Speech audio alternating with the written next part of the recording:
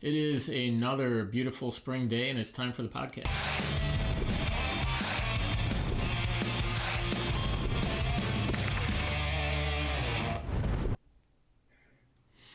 All right, my guest today is an extremely versatile Canadian skater coming off a really good season this year. And I would say it was a season that we almost didn't get. So he's got a long, interesting history, and we're going to dive into that. So all the way from Canada, let's please welcome Antoine Gelinas-Beaulieu. Thank you for having me, Dan. Yeah, so let's first start off. We have to let the audience know that I did not practice saying your name. So was I anywhere close? Not too bad, I say. It's there's a lot of vowels for not a lot of there's a B, E, A, U, L, and now you can relate, and then I, E, U. It's a difficult thing to do. I can help you go through it right now if you want. So Antoine. Yeah, the N, we pronounce that in English N, but it's in French. Antoine. Antoine. Oh, Antoine. Yes, exactly. So it's not Antoine, it's Antoine. So you have to let it in your top. Yeah, exactly. Antoine. And then it's Gelinas. Gelinas. Gelinas, you got it perfect. So Antoine Gelinas, and then Beaulieu. This one is a hard one. So it's Beau, just B-O, like Beau. Beau. And then Lieu. Leo. Yeah. Antoine Gelinas-Beaulieu. AGB. You'll get the chance to practice. Yeah. Notorious AGB. So yeah, when we do part 2 sometime, I will show up much more prepared. Perfect. But this session today is really about you. When I started this channel, a lot of what I really wanted to do was simply supply a platform to let people tell their stories. And I don't know if everybody knows your story. There's probably a lot of people that do, specifically Canadians, but for other folks that maybe are newer to the sport and they've just seen you, oh yeah, he's a really good Canadian skater. Certainly you've got a long, interesting history, and that's what I really want to dig into today. So let's go all the way back to the beginning like we always do. How did you find the sport? And then also specifically what's interesting to me is how you did both short track and long track, and you did them both for a while and quite well. So let's go on a journey.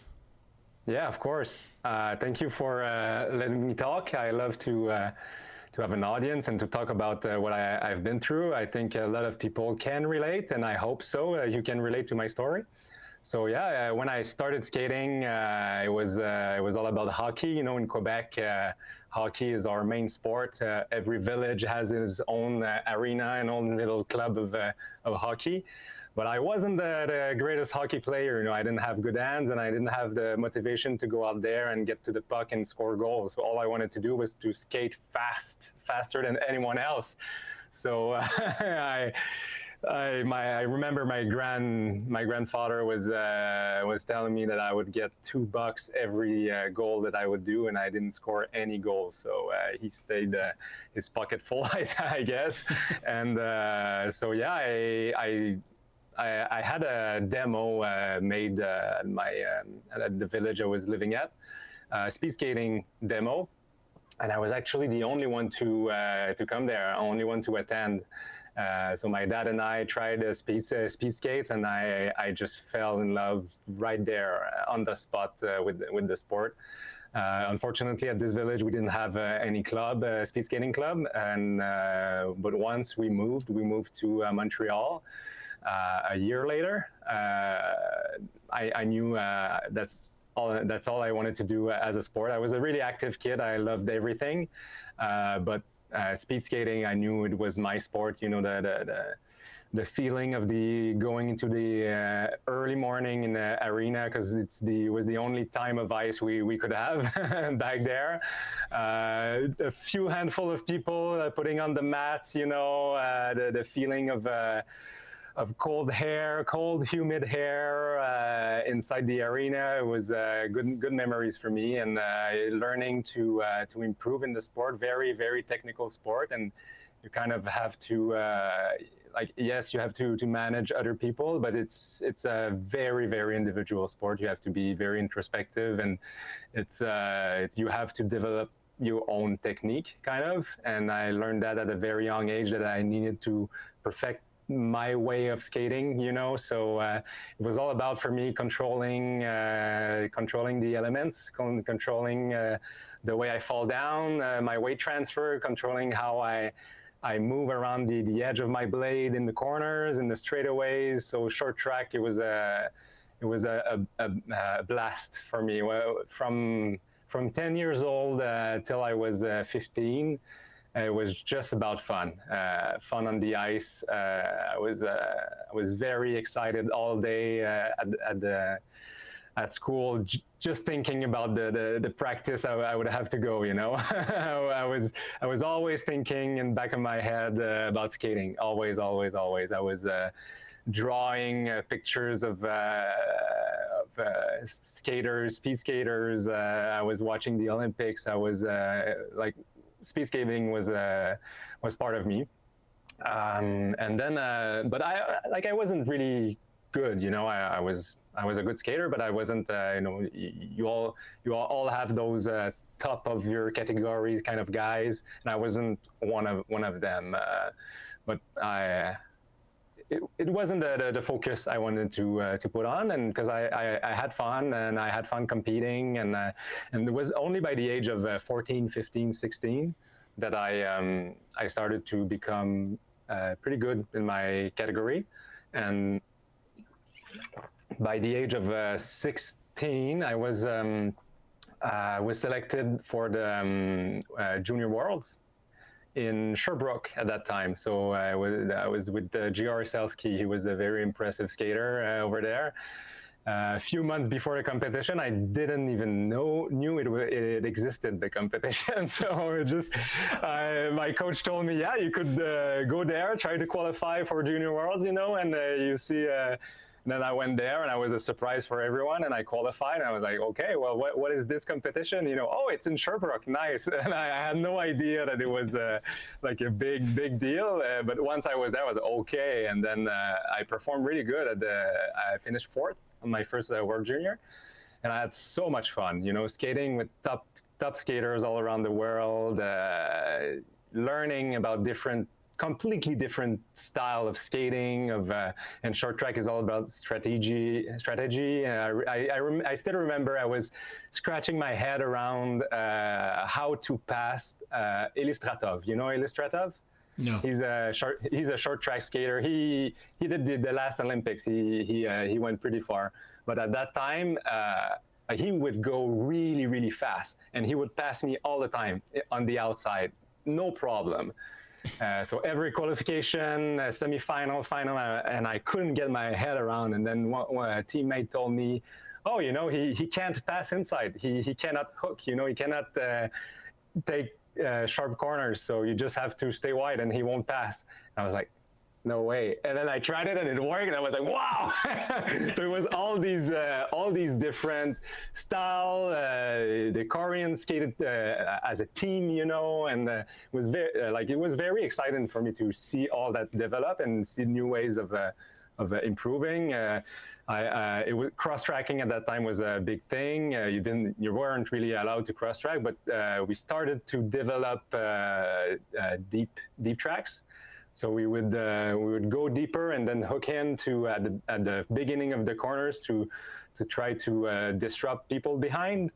And it was things that were started to being done. You know, it was right now it's a norm. Everybody does those kind of things, but at that time it was still developing. So creativity, all those initiatives were really pushed, and I loved that. So 16 was a really great year.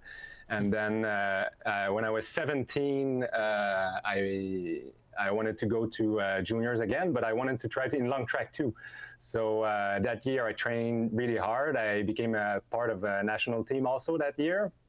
and we trained so hard.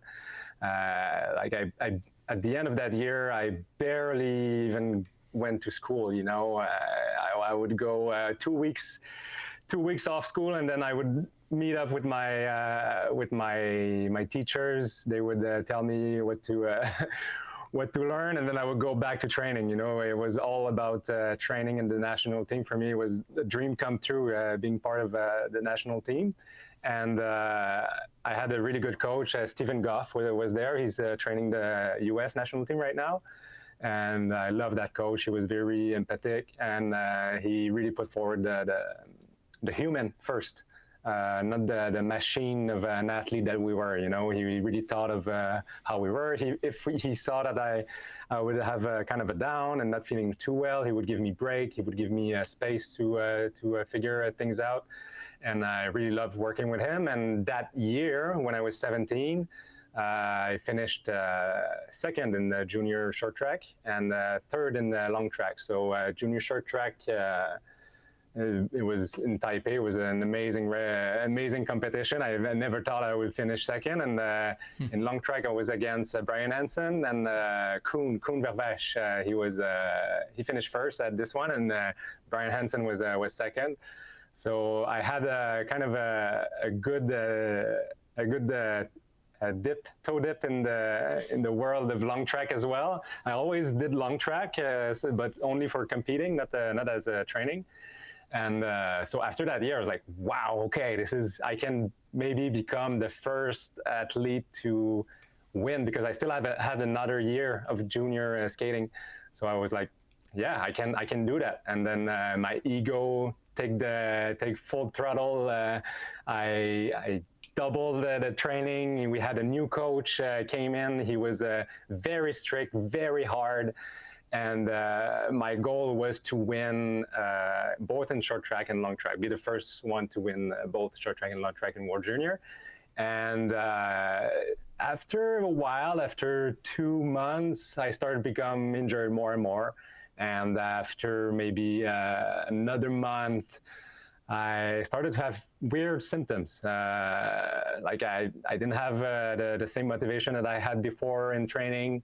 Would go to training, my head's down, and I was like, oh, another day, you know, another day of training. And then it rapidly crashed down. After like a few weeks, we had the trials coming, and I wasn't really ready. My knees were hurting so bad, and I would sometimes have big periods of fatigue, like 2 weeks in bed, not able to do anything, not even able to go up and eat, you know. And wow. while you're training really hard to reach that goal, 2 weeks in bed is not a good thing, and you feel very negative thoughts, you know. You feel worthless, you feel like you don't achieve anything, you feel like so all those feelings were rushing down. And I had that competition that I didn't do really well that year. So at that time I was 18, and the trials and the beginning of the season, I was doing asthma attack a lot. So I had trouble breathing. I couldn't breathe after I was doing an asthma attack, and my coach at that time didn't believe it was an asthma attack. He believed that I was faking it, that I was just trying to get out of a bad situation, you know, and put the blame on the medical thing. So I came back really crushed.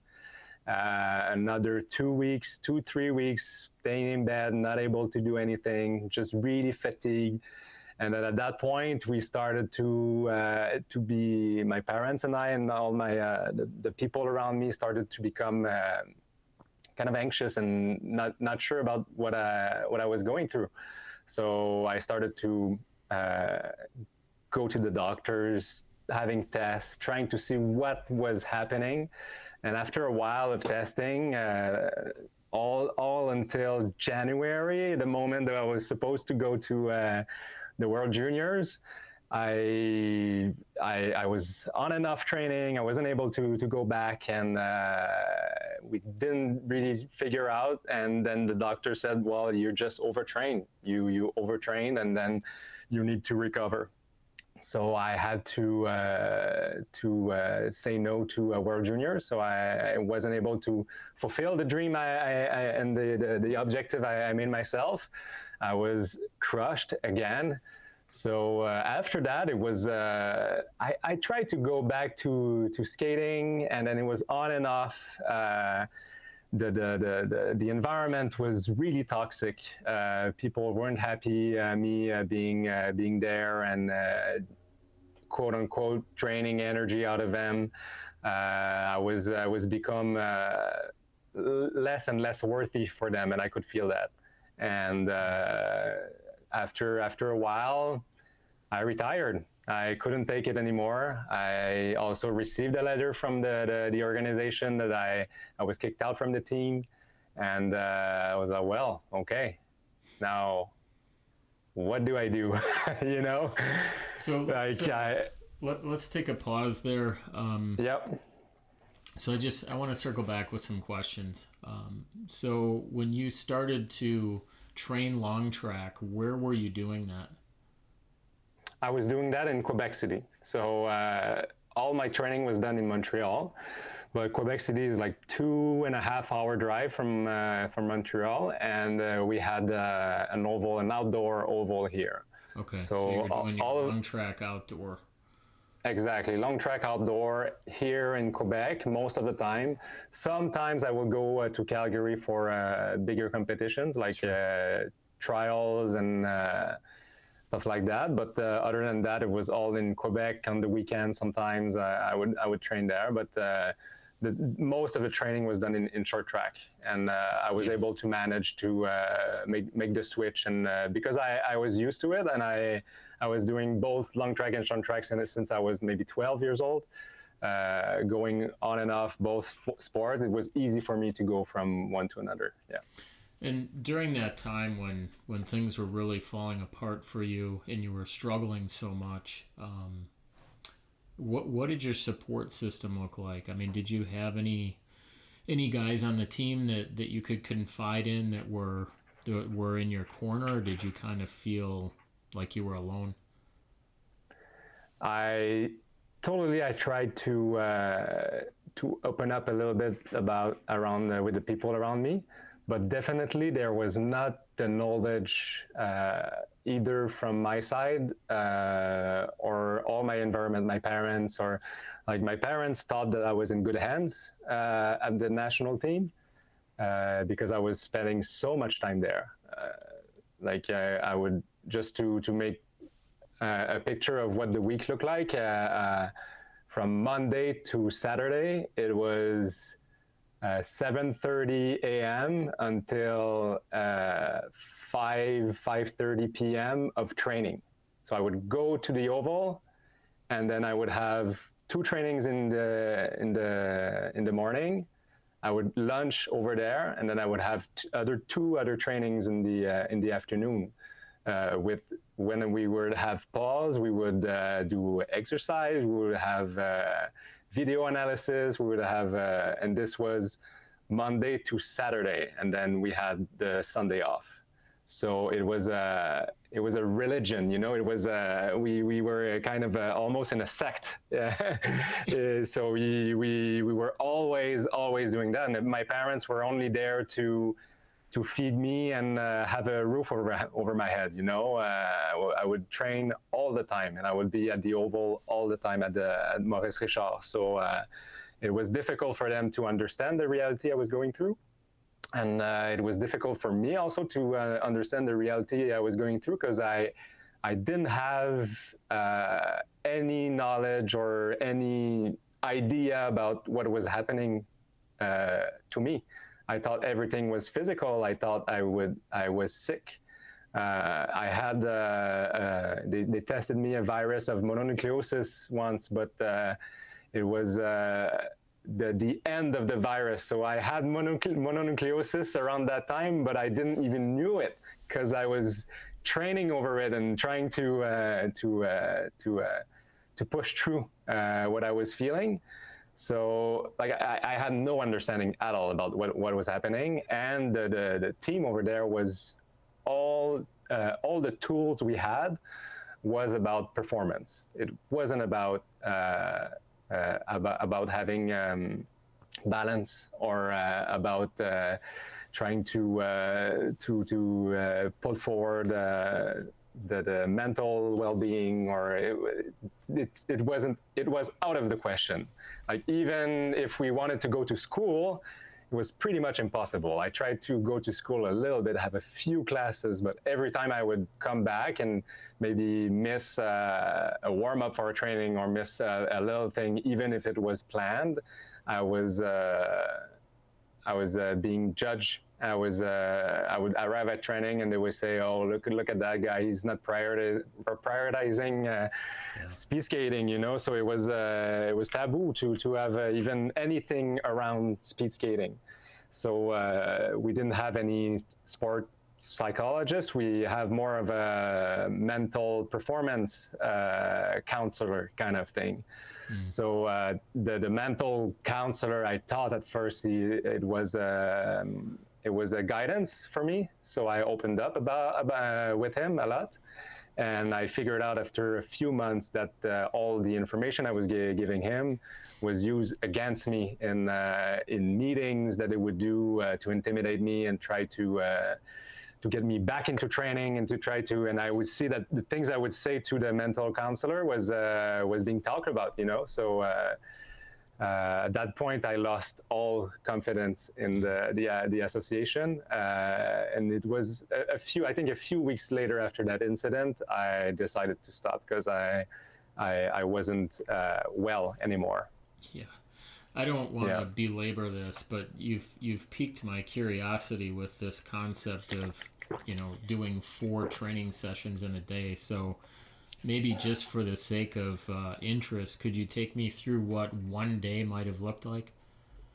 Yeah, sure. We would go to the oval for an hour and a half warm-up with corrective exercise, things to prepare ourselves to go on the ice. And then we would have an ice session for an hour and a half. So it was intensity all the time, pretty much. So it was either 9, like maybe relays, intervals relays, some 9-lappers, maybe sometimes those volumes, so like maybe something like 4 times 30 laps. So we had a pretty big session in the morning. We would go to weights right after. So we had either weight training or kind of imitation training. So we would practice little things that we wanted to practice. In drylands. We call it imitations in French, but it's drylands in English, I think. So we had drylands, and then around around lunch, we would have lunch to get ready to the afternoon. In afternoon, we would have another skating session with another. It was a little bit less time, maybe an hour of warm up. And then after that, we would have another either gym session, sprint session.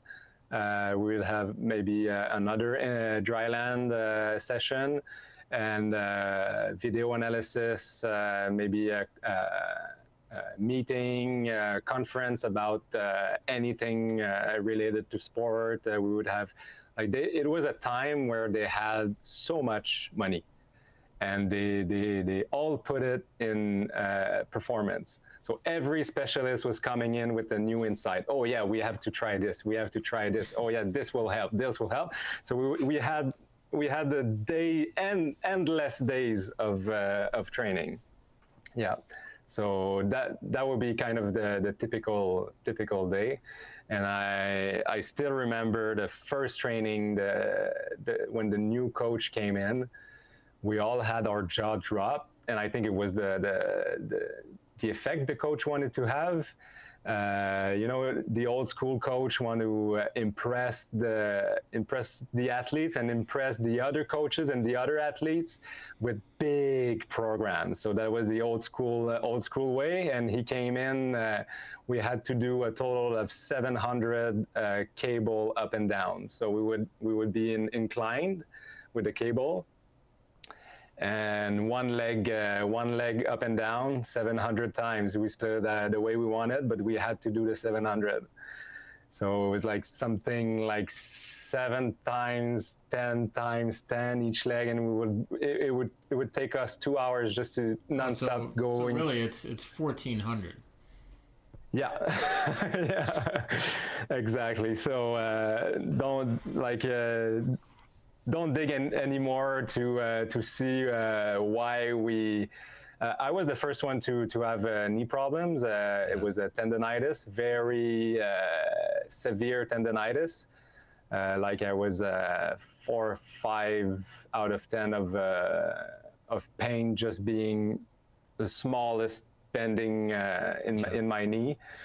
It was very painful, sharp pain, and I couldn't skate anymore. And I was the first one. And then after that, all my group that was coached by this coach, we all had tendonitis. Yeah, and it's so hard to shake. I've struggled with that myself, and not anywhere near to that degree, but it's so difficult to get rid of it. I know, it took me years. It took me years. So let's not belabor the dark years anymore. All of a sudden, you found yourself retired. You were 20 years old. You had hardly gone to school because you were so busy training. So what in the world did you do? The dark years keep going. I'm sorry. I didn't have anything. I was barely going to school. I was, at that time, I was kind of going through big emotions that I wasn't able to handle.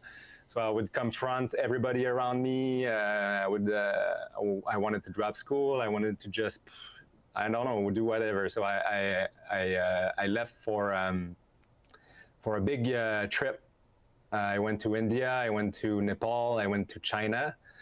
At that time, it was to find myself. That was to rediscover myself, to try to find a new identity, because I felt like I've lost everything. I lost my identity. And so I went out there, and I've lived like amazing stuff. Traveling it kept me. I think it kept me going, because if I wasn't going to do something like this, I would really go down. I had a big episode of depression, and around the time also that I had suicidal thoughts. I had I really wasn't in a good mind space. And it helped me, I think, just to keep moving, keep going.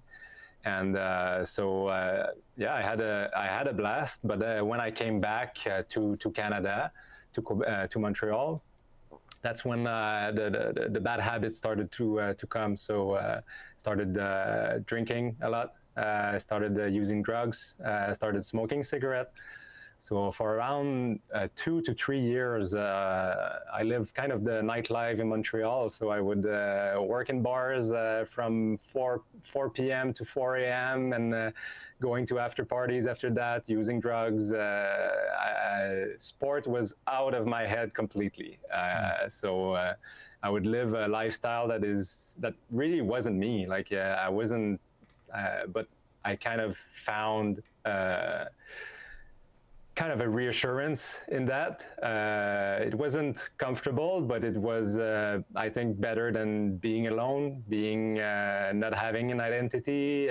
So it was a way for me to kind of express some feelings, I guess. Wasn't the best way at all. I don't recommend it, but it was my way of doing it.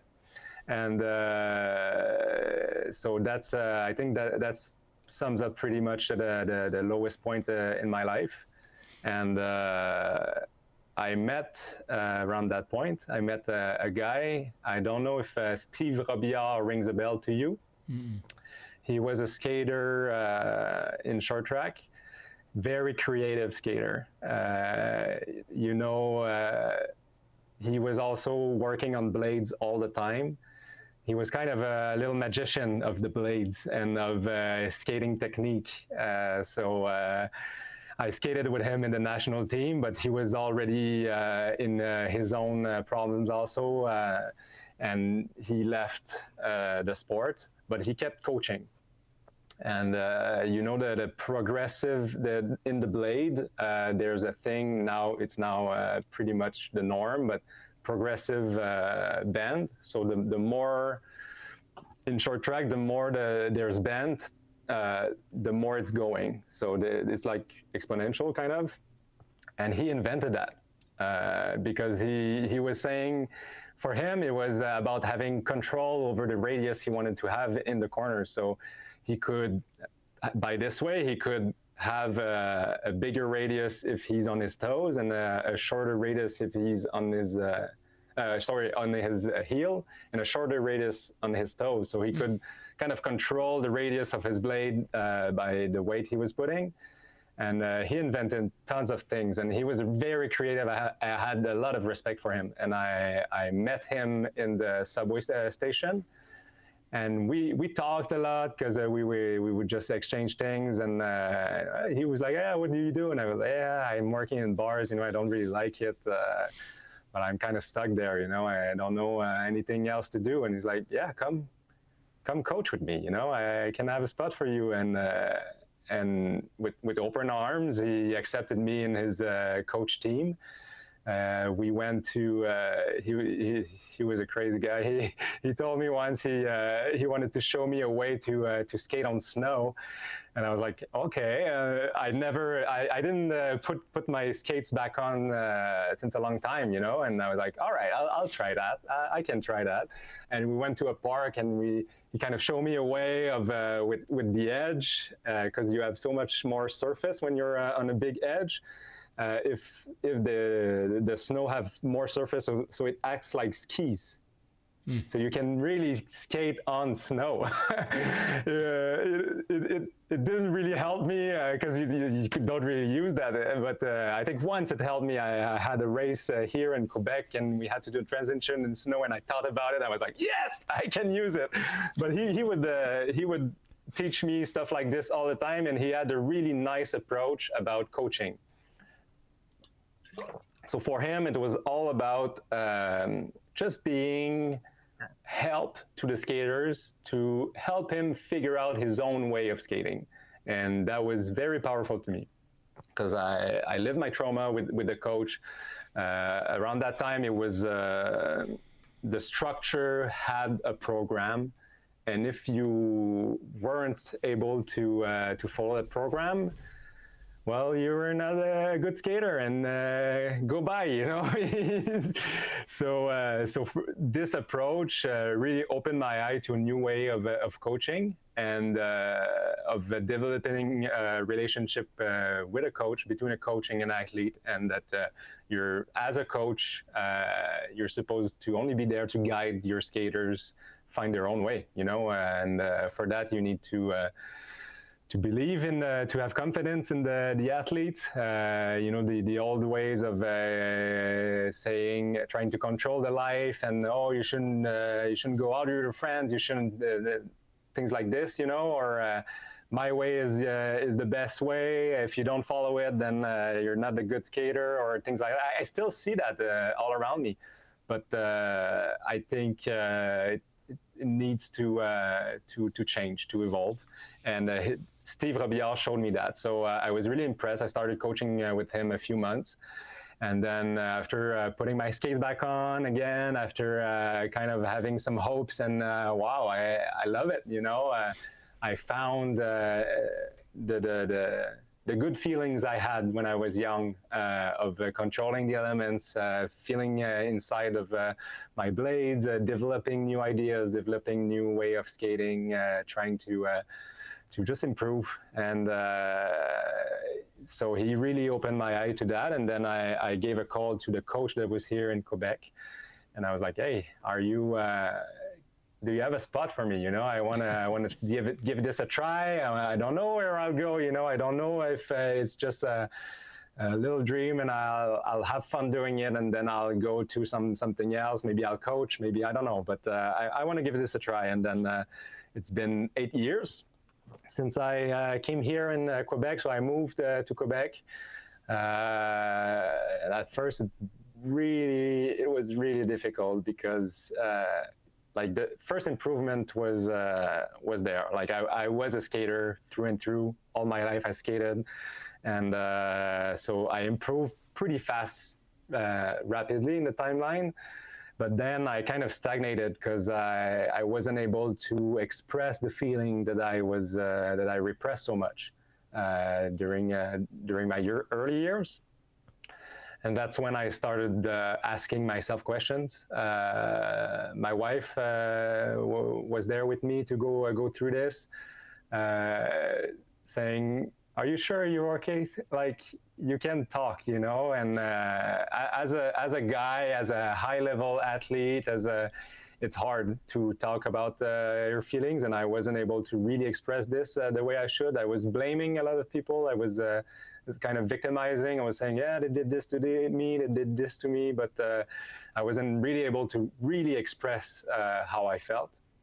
And that's when the real work started to happen. So I say the year that really opened my eyes to what I was feeling, 2017, 2018, and the progression was there. Really, what was held me back was all of these feelings, all of these fears of not being able to become the same athlete I was before. I had a fear of that. I had the fear of not being heard by the people around me and not being taken seriously. I had a lot of fear, and I mean, I'm still working through those fears, but at least I acknowledge them, and at least I talk about stuff, and I build good relationships with the people around me. My coach and the team that's around me right now is amazing, and I don't think I would have been able to come back strong without the team I have right now. So. Yeah, when the asthma crisis I told you about, I figured out it was hyperventilation from panic attacks. So it was anxiety, it was stress, and all came out as a physical condition. Same for the big periods of fatigue. It was periods of depression that I was going through, and big feelings of unmotivated, and all that being triggered by intimidation, abuse. Every time I would go back into a bad relationship with people around me, people that would try to control the way I skate or I am, I would go back into that state. And thankfully, I'm not allowing those people to have that effect on me right now. But I still have to be on my guards and to let those feelings out. Yeah. Yeah. So when you made the comeback, was it purely long track? Purely long track. Yep. Gotcha. You know, the coach that was coaching me back then, he was still in function in short track, and it took me years of finally realizing, okay, I need to talk about what I've been through to not only to change things, but to change the way I react to it, and to give myself control over it too, because I didn't want to feel helpless and alone and not able to have control over my own life and my own circle. So I told my stories, and it really helped me to figure out, oh, okay, like I can have an effect. Like I'm not part of a big organization that just control my life. You know, I can have an effect on things.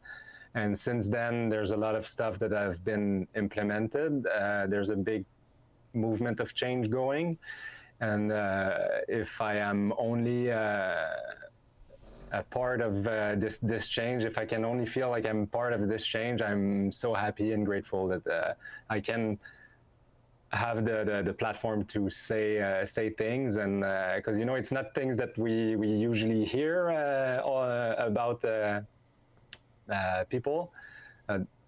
Hopefully there's not a lot of people that went through what I did, but it's not the case. There's a lot of people, and after I told my story here in Quebec, I received a lot of messages, grateful messages that said thank you for telling that. I have been there too, and so just being able to connect with those people really helped me also to find purpose in what I do right now. Speed skating is a kind of a egotistical sport. There's all those people around you that help you just being better, and you have this specialist and this specialist and this specialist, and it's all for you, all for your needs, all for your. So being able to detach myself from that a little bit and try to give others, it helped me go through those periods of myself of unmotivation, of depression, of because I know that what I do have meaning. So yeah. So I was looking at some of the early performance, and it seems to me that the summer of 2017 was a big lurch forward for you, because maybe you're aware of this, but I looked at your last 1500 from March of 2017, and it was a PR, like a 147. Then you had summer training, and your very first fall was 144. So holy shit, three seconds in a 1500. That's an eternity. Yeah. So was the summer of 17 when you had some of these abilities to talk and clean your mind, and obviously some good physical training, but was that kind of a turning point? Absolutely. And also the biggest thing also is I took control over my own destiny. I didn't let anyone think for me. I didn't let anyone. So if there was something in the program that I wasn't happy about, I would tell it, and I was like, no, I'm not doing that. That's not for me. I want to do that.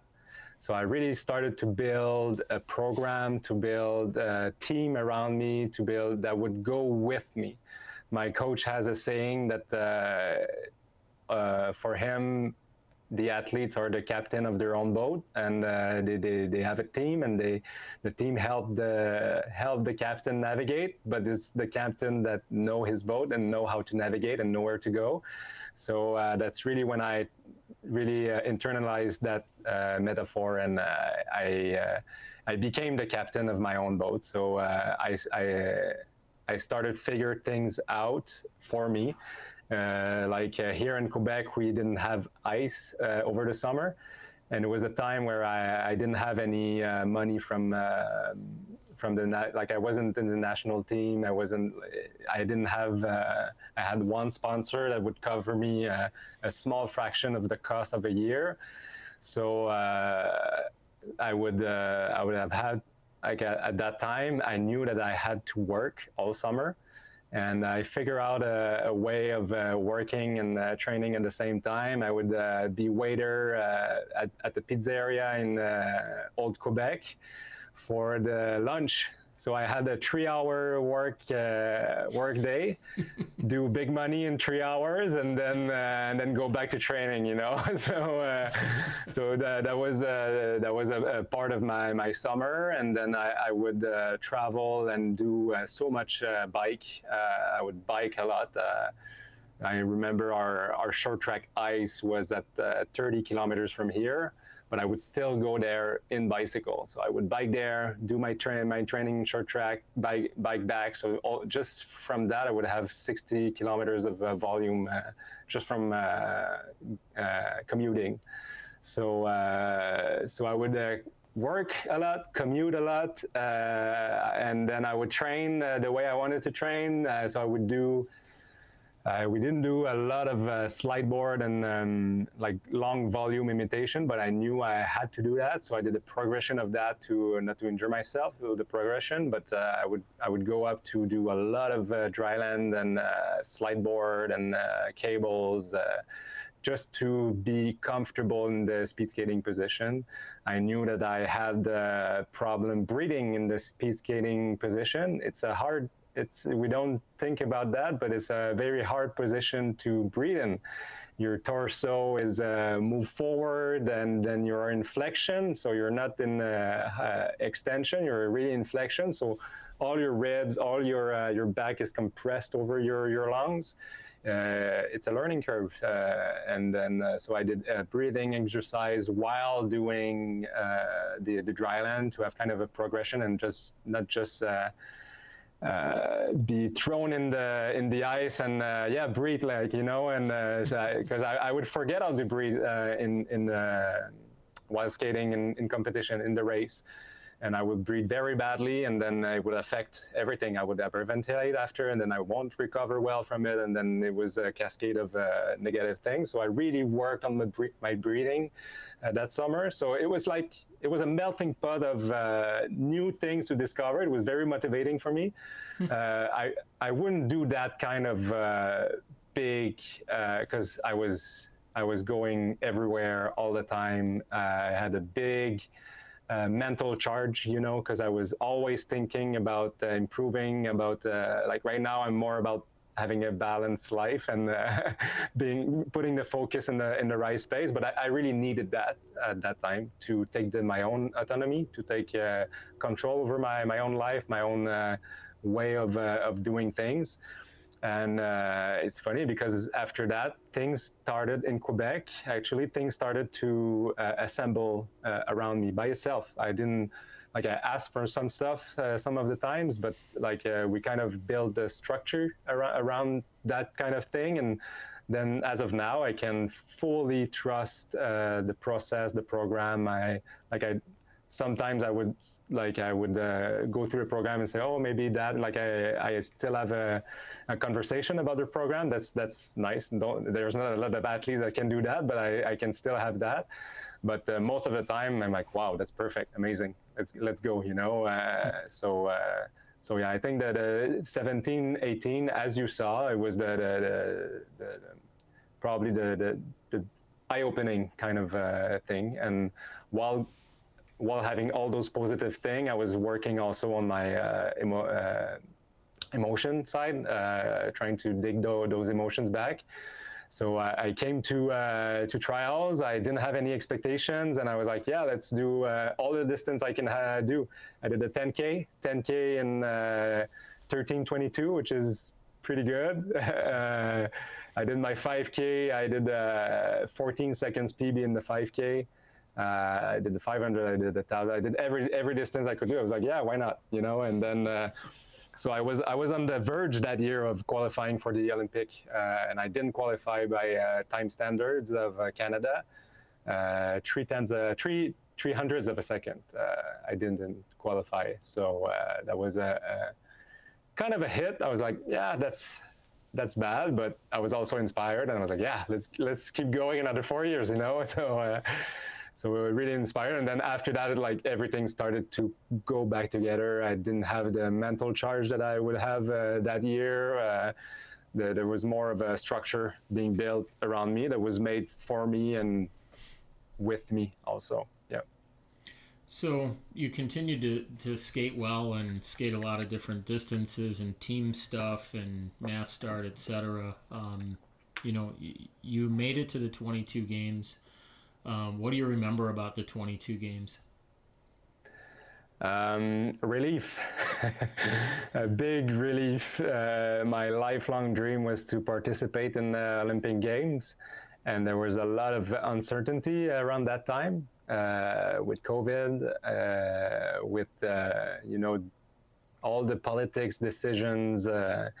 I'm not favored by being the only I was the only mid to long distance skater from Quebec. So I was kind of in a weird position, you know. Of course, they're going to choose for team pursuit their own guys, you know. They're going to choose. So I wasn't in an advantageous spot over that. And there was COVID. We didn't know what was going to happen. Like even when I was at the Olympic, I remember still being uncertain if I could call myself an Olympian because I didn't do any races yet. And anytime I could catch COVID and then you don't do any race and you can't really call yourself an Olympian. So it was just being at the line for my first race. It was just a big relief. Yeah, big relief. Uh, and also I became sick, pretty sick, a month before going to the Olympic. So that was another uncertainty. I was caught by Ramsay Hunt syndrome. So it's kind of a infection of the nerve, the facial nerve. And I was happy to be able to have a smile in the Olympics because half of my face was paralyzed about a few weeks before going to the Olympics.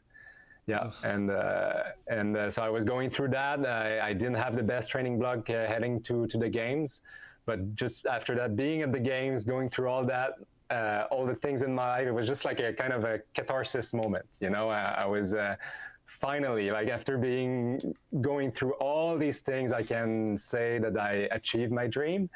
And yeah, I was just happy to do all the races. I managed to do the final in the mass start also, which I was very happy about. I love that distance. The mass start is one of my favorite. And but when I went into the final, I realized that I wasn't fit enough for this. I trained too hard for sprints and not enough as a endurance skater. Those guys like Osuk, like Mentia, like Bart Swing, I wasn't in as good of as a shape as them. So I kind of the race completely controlled me. Like I didn't have any, like I couldn't do anything. I could just try to follow and that's it. You know, that's the thing. That's why the last year prioritized more long distance skating. The year prior to the Olympic, I wanted to focus and to put kind of a little bit in every basket to be able to have the best chance possible to go to the Olympics. But so I focused more on my starts, having a good 1,000 meter and a good 1,500 meter by practicing my biggest weakness, which was starts. And it kind of helped. My starts got better, but I took a big hit on all of the last lap of 1,000 meter, the last 2 laps of the 15, even the mass start. I really wasn't fit enough. And after the Olympics, I told myself, yeah, if I want to do this another 4 years, I want to feel good. I want to feel fit. I want to feel in good shape, and I want to feel that I have control over the races that I do. So I started focusing more on 5K, I'd say. So as of all the last year, all the training I've done was for 5K. It's funny because it's the 1,000 meter that got better. So sometimes, but it's definitely the way to go for me. You know, just being more fit really helped me in all the distance that I do. So it's a good structure that I have. The training plan is working very well, and I know that I can still build on that for the following years. Well, what's really interesting with that lead up about how you changed your training last year, I've got some video that we're going to watch together from Worlds. And on day 1, it was team sprint. And of course, you know, you're shifting to the 5K. So of course, you're going to be the anchor man on the team sprint. Yeah, exactly. Team sprint, it's such a great distance. I don't know, like every time I watch it, every time I skate it, it's like, let's go team, I won't say the word, but can go. It's just so fun. Like you're a team. Every lap a man drop out, and then last man standing. Try to finish the race. Take a look at that last lap. Let's go. Super good. Yeah. I also think it's funny that you guys put Larry in the middle, because Larry's like an amazing opener, but you don't really think of him as a awesome 2-lap guy, but he does a really good job of just hiding behind Chris, and he did a great second lap, but your last lap here is just fantastic. So we got a 12.7, and Still jamming. Still got some tempo. Still got some technique. And a 13.2, that's, what is that, a 25.9? That's pretty good. Yeah, I still watch that race sometimes to pump me up. But the thing is, Laurent always want to do the second lap. I'd say the second lap in a team sprint is the most important. Because like it's where you maintain your speed. It's like after a lap in the 1,000 meter, or after 700 meter in the 1,500 meter. You know, that's when you can either maintain your speed and have a really good final time, or crash down. And then once you decelerate, you're only decelerating in a faster and faster motion, you know. So for that strategy with Christopher, it was all about Christopher not giving, like really holding back in the first 20 meters, because Christopher has, we say, like Laurent has really good start 100 meter, but during that 100 meter, Laurent is best like I'd say 40 meters up. Like he's good in the first, but he's not the best. But Chris, in the first 20 meter, he's the best. Like I can't really think, maybe Yuma, like head to head, Yuma and Chris, I think they're at the same, for the first 20 meter, like he jumps off the start. And we practiced it in training a little bit, and every time he would drop me so much, so much, and we were so mad. We were like, Chris, what are you doing? You know, just hold back. After 6 steps, you can go. Like there's like, but for me, my biggest weakness is those first steps, like to really develop my speed rapidly. That's where I'm not at all in the same category as those guys. I think that if I would definitely be a good sprinter, like for 500, because I know I have a good top speed. And I have good corners that help me a lot also. I feel very comfortable at high speed.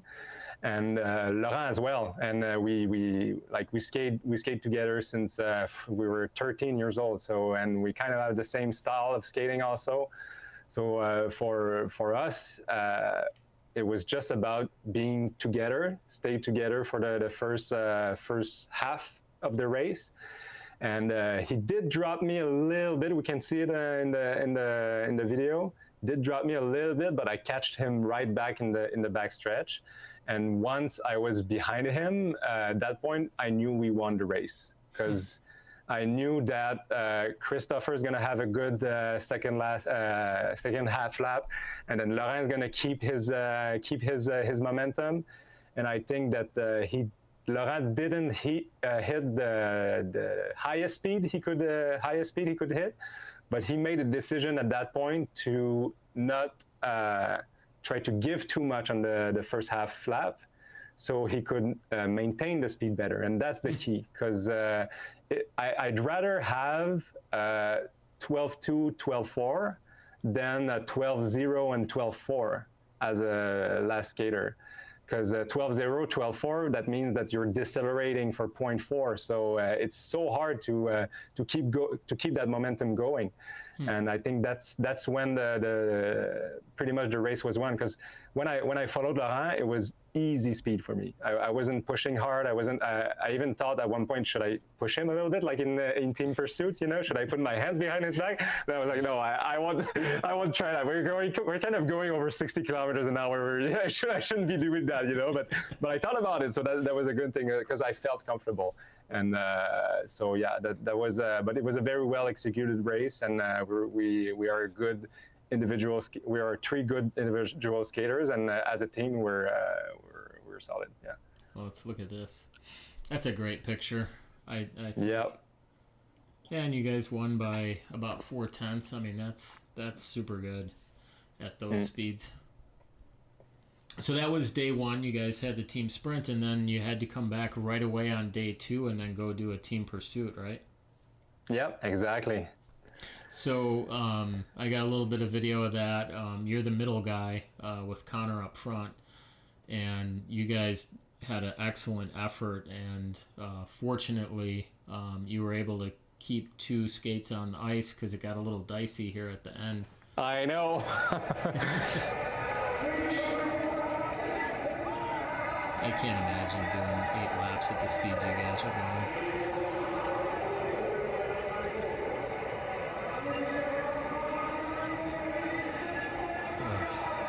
It hurts just watching. You guys were, that was the second to last, right? So you still had to wait for the Dutch. Yep, exactly. And they had a gigantic last lap and just nipped you guys. But I have a little video clip here that I want to play, and then I'm just gonna let it pause at the end, and we'll talk about it. Perfect.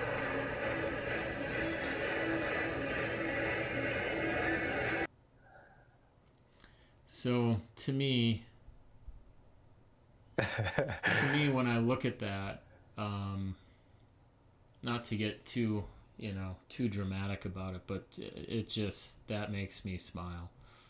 Yeah. Knowing everywhere that you've been, all you've been through. I look at the smile on that guy's face. I mean, you just missed a gold medal, but you guys had a huge effort and it was excellent. But I mean, you look like you're having the time of your life there. Yeah, I did. I really did. I mean, you're in the mecca of speed skating. There was 14,000 people over there, and everybody was cheering for the Dutch, and we were in the middle waiting to see if we would like. It can't, like you're saying, you don't want to be so dramatic, but you can. Like this is what sport is about. You know, those big emotions, those big turnbacks and things like it's roller coasters, and that's like what you just showed me, like being like this, and then it's like kind of I was kind of mad that they did got us by the end, but like it's sport, you know, it's how we all participate in that game, and we all do it. Well, we don't all do it, but we try to do it for those smiles, those like good vibes, you know. And for me, it was just being part of just being that close to the Dutch. It's a big achievement, I think, for that kind of distance, like a 3K distance. Connor, I and Aiden, we're not the favorite, you know. You look at all the skaters, the Dutch skaters, the Norwegian skaters. Like they are really good skaters for that distance, and we kind of skated very well as a team. We build that team. We build a good strategy. We build a good position. We build it's a lot of work over the year, and it really showed at the good time. So I was just happy to be able to stand on the podium, to be real. Yeah. So in those moments now, you know, you've had 2 days of that competition and 2 podiums. Do you catch yourself, like maybe when the Canadian national anthem's playing, do you catch yourself going back and thinking about 2010, 2011, 2012, or your trip through the world, or being a bartender? Yeah. I mean, does that stuff come back to you at all? Well, it come back sometimes. I think the biggest time it came back was at the Olympics. Like for me, it was a big life achievement, and then kind of catharsis moment, and then I kind of left that behind. Like I don't feel like I'm that person really anymore. It's part of me. It's part of my story. But on those moments, it doesn't really come back. I really just enjoy being there, having the national anthem being played. and listening to the crowd cheer and just living the moment. I really feel so. That's how I want to keep going. I think for the following years too. So that was day 2. Then day 3, the 1,000. I think you had a pretty solid race. You were the highest finishing Canadian. And then on the last day, I still see a guy that's got some tempo, and you're staying down. And I mean, yeah, you're fighting it, but to me, this looks like a really good effort. Were you happy with this race? Yeah, I was so happy. Like for me, I always try to set myself some goals before the race. Like what would I like? I try to picture myself. What would I be? Very happy with, satisfied with, and what would I like feel like I could do more? So for me, top 8 was I would have been really happy with top 8. And finishing that race, I was kind of in the first few pairs. After seeing the time, I was like, wow, okay, that's a really good time for here. And yeah, I was super stoked. It was a good race. I gave everything. It was the fourth and final day. I had four races in 4 days. So it was really more that weekend about managing energy and having the right people around me to help me go through all the races. And I think I've done that really good. I wouldn't do that all the time. I think people that do four races or three or 4 races every weekend of competition, I don't I don't see myself doing that. I know I did a lot of races back when I was a bit younger, but now moving forward, I really need to be thinking about the kind of races and the energy I want to do. The mass start, I always want to do the mass start. I always wanted to do the mass start, but it's 2 races in a single day. And this year it was 2 races while the 1,000 was going too. And I have a good potential in 1,000, so I have to make choices. Yeah. But even though I raced all those races, and I think that's what I'm the most proud of, I still came out strong every race. So yeah. Yeah, highest finishing Canadian in the 1,500 and the 1,000, 2 podiums in the team races. That's pretty good for a bartender. Yeah, it's special. So when we're looking forward to this coming season, there's going to be a World All-Around. You've done one of those before. You said that you were doing 5Ks last year. You've done 10Ks. Is that something that you are starting to think about? Of course, yeah. I'm training this year to try to podium for the all-round. That will be the ultimate goal. I'll probably have. I don't want to say I'm going to retire after the next Olympic Games, because you never know, But if it is, I only have 2 more chances to do the all rounds. So definitely it's a big competition. I love doing that competition, and I think that I'm a good contender for that. And we have good competition even in Canada for that. Connor Howe is going to be good. There's good up and comings too. So I think it's a good thing to have a good competition within because it's gonna make myself kick my own butt all summer to be able to compete with those guys. Every year I'm just grateful to still be there, Yeah. And to still have something in me and to still progress. So yeah, for sure I'm gonna try to go out there for all rounds. I'm gonna try to. I think that most of the goals is gonna be to cut down on the 5K and the 10K. 5K, because if I don't have a good 5K, I won't even be able to go to the 10K. Yeah, exactly. So yeah, cut down a few seconds in the 5K, and then 10K is gonna be the last race. Just just go. So yeah, it's going to be a pretty big schedule. I'm making my schedule right now of the up and coming competitions, and try to figure out which competitions I shouldn't do, and the races I shouldn't do. So I'm in that kind of development right now. So, but the all rounds is definitely the biggest one I have in mind right now. Yeah. So we're in the middle of April right now. Would you say that your summer training has officially started yet? I wouldn't say so.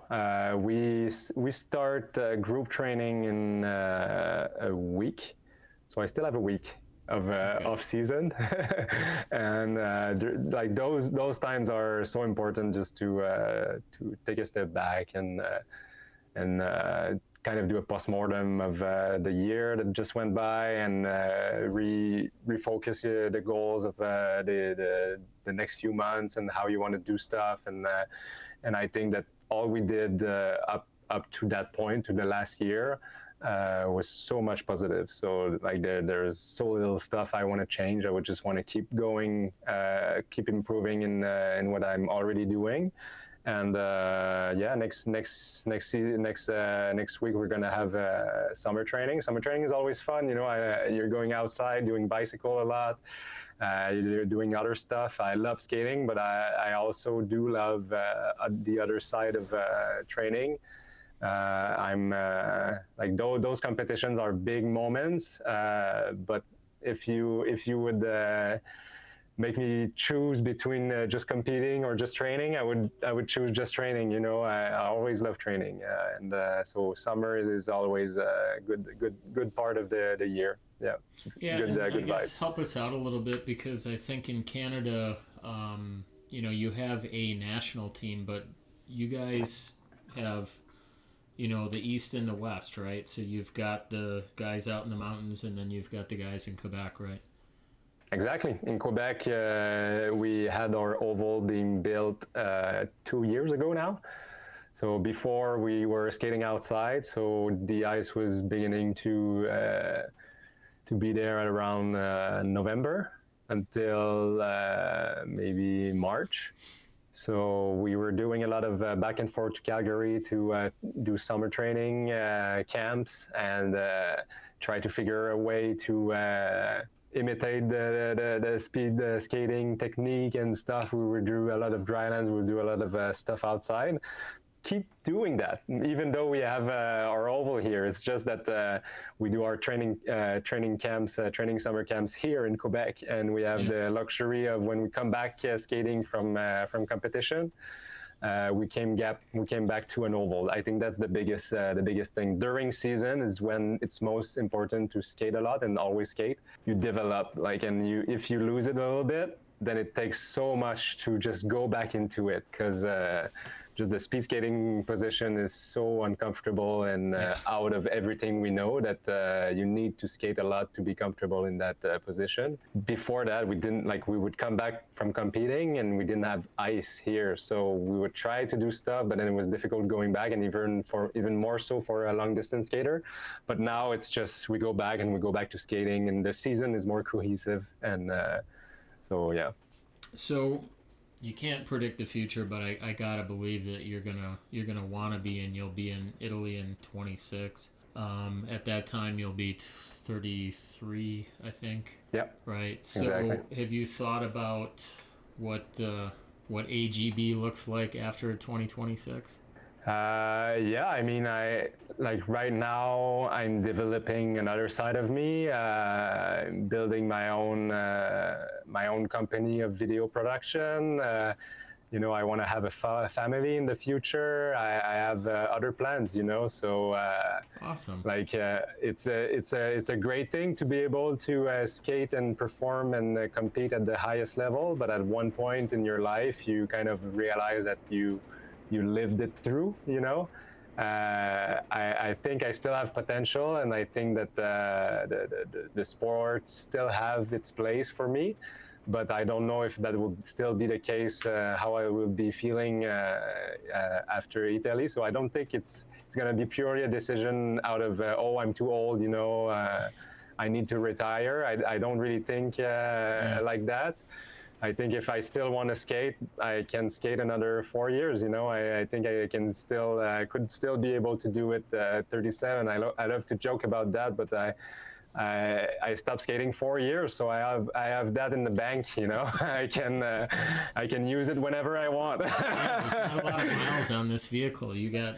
Yeah, exactly. So yeah, I still see myself being involved in the sport for sure. I love coaching. I love maybe it's going to be a project with video kind of education available for everybody. Maybe it's going to be like, I don't know where the future is going to lead me, but I'm pretty sure the speed skating is always going to be a part of me.